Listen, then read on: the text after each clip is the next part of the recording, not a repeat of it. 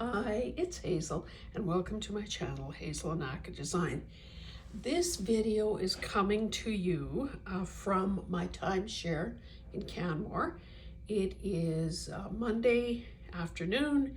This is going to be handheld and it's going to be a short one. I did want to show you some of the things that I have accomplished and hope to do during this this week here, and also the conditions under which I'm crafting. So this, okay, you can see my cutting mat. This one is only 16 inches long. So this table is very small, but you know, that doesn't necessarily stop a person from accomplishing something. I'll try to move slowly. I did bring this task light from home just because, you know, typically the lighting in places like this is really not good. So there's part of my bag. I ran out of time to show you what I had packed. I pull up the second chair as a kind of an extension of my work surface. I do bring, let me just move this way, a surge protector and an extra long phone charging cable, just because it makes sense to do that. I think because I was so slow, you know, so preoccupied with harvest and my shoulder and everything that was going on, I really packed in a hurry. And honestly, that may be a blessing and my new MO, because I seem to have brought a lot less. But so far, other than maybe a handheld paper punch, that might have been a good thing to have along. This, you know, just has a few little odds and ends in there. This pouch here, can you tell I have a weakness for pouches and zippered containers? And anyway, I really shouldn't be trying that hard to get into here. But I will show you that I have a needle book in here, as well as, well, I guess I can show you this. If you've watched, now I don't know if it's aired, so I guess I shouldn't get too excited. I did some slow stitching. I was always thinking this was top. Sorry. Some slow stitching that I did, as well as some selected, slow stitching. Can I walk and chew gum at the same time? No, not really.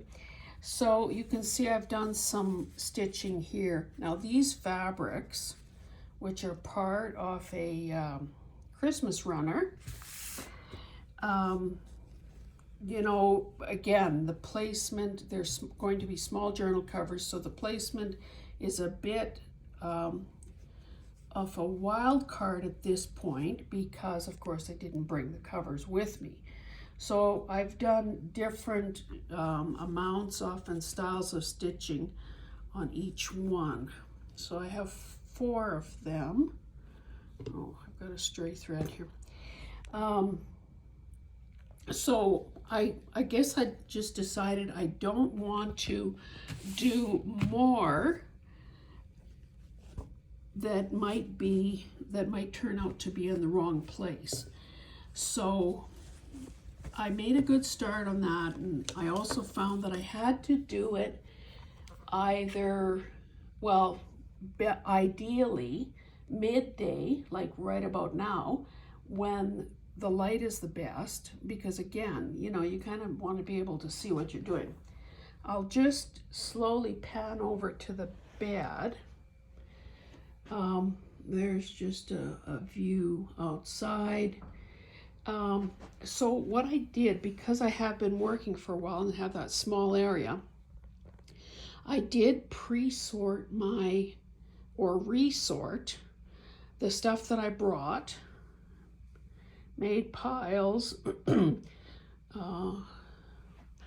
just to sort of keep things, to help remind myself what I had, what my thought process was when I was packing, and what still needs some attention. So I had ripped out a few pages from an old magazine.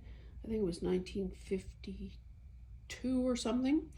So I've done a wee bit of, I don't want to accidentally turn this camera off, or this phone off.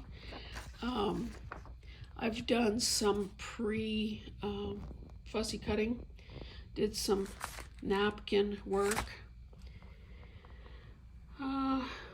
These were things that I had done in previous years, which is stamping and then just some very simple stitching around them. So I picked a few of those that I want to use. Again, when you're working either very much bigger or very much smaller than the typical, oops, was that my finger? Very much bigger or very much smaller than the typical journal size, it's really important to kind of be aware of scale. So,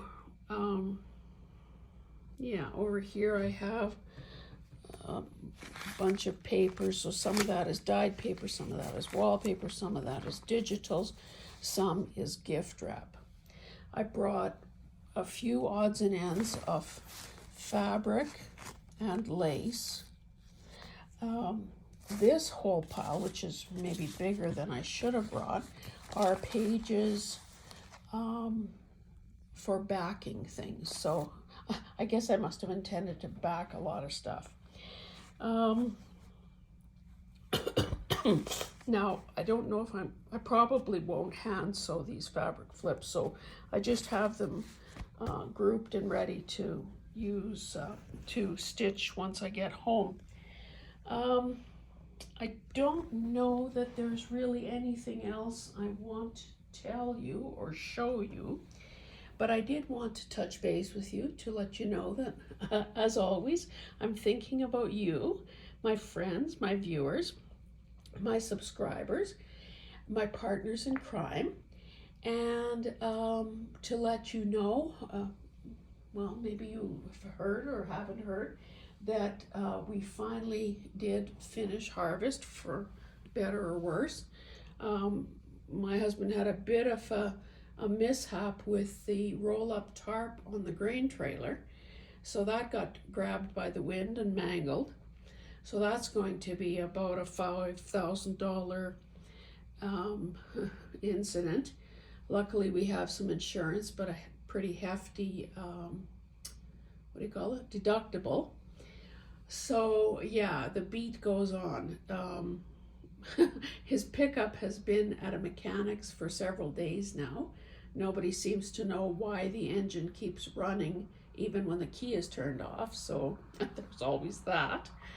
Oh, one thing I kind of swished on by is I got my results from the ultrasound on my shoulder.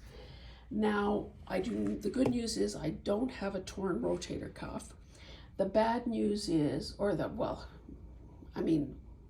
it is what it is. It's not good or bad, I guess. The diagnosis is tendinosis. So not tendinitis, tendinosis, which is the more chronic form of tendinopathy. So I did pack my exercise sheets from the physiotherapist, and I brought my this stretchy band. Now I thought I packed a weight, but apparently I didn't. So yeah, I kind of got I forced myself to do some of these exercises yesterday, and yeah, owie. Anyway, it is good to be able to dodge the surgery bullet. And from what I read, when I talked to Dr. Google, apparently If tendinosis is not treated, it does eventually lead to tendon failure. So that's a good incentive to put yourself through the paces and get that those areas strengthened. I guess I will, excuse me, I will also be following up with her once I get back home. Anyway, thanks so much for being here. Thanks for your support, your interest, your prayers around health and harvest. And yeah, I'm looking, as much as it, as nice as it is to get away, change of scenery. Frankly, when I'm here, not that I'm certainly not constrained at home either. Let's be truthful about that. But honestly, when you're away somewhere by yourself, you're totally in charge of your own destiny. That means sleeping when you're tired, eating when you're hungry, working as long and as hard as you want without explanation or excuse or distraction or disruption. So it is, it's very good from that perspective as well. I have to say, it reminds me to be grateful for satellite TV and streaming services, because, oh my goodness, cable is something else. And I think that the other thing that I'm doing is just enjoying the silence too. Not that I can't create and don't create silence at home, but I think that quite often we're so, I don't know, compelled maybe is the word, to fill every sense, every waking moment with info and visuals and auditory, all kinds of stimuli, that sometimes we forget to stop and just be still and know that I'm God. Be still and know what is in our own brains and hearts and so on. And sometimes the best way to be inspired is to shut off all the influences around us and let our own thoughts and ideas bubble to the surface and see what might be the best next thing for us to do. So I didn't intend to get all philosophical here, but that is exactly what happened. I should say too, maybe I'll just make that the final shot here, that I have my laptop on perched on a dinner plate, just because at home, obviously it's on a riser. Sorry, it's bad enough to be coughing on video, but coughing when you're holding the camera makes it jiggle.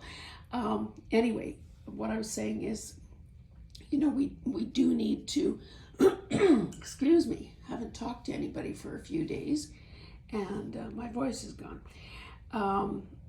It's good to make sure that our machines don't overheat. So that's how I improvised with that. Anyway, guys, thank you. I'll just come back to something prettier. Thank you so much for being here. And yes, I have videos scheduled until I return. And of course, then the challenge is to keep creating content. Yeah, we'll see you in the next one. Bye.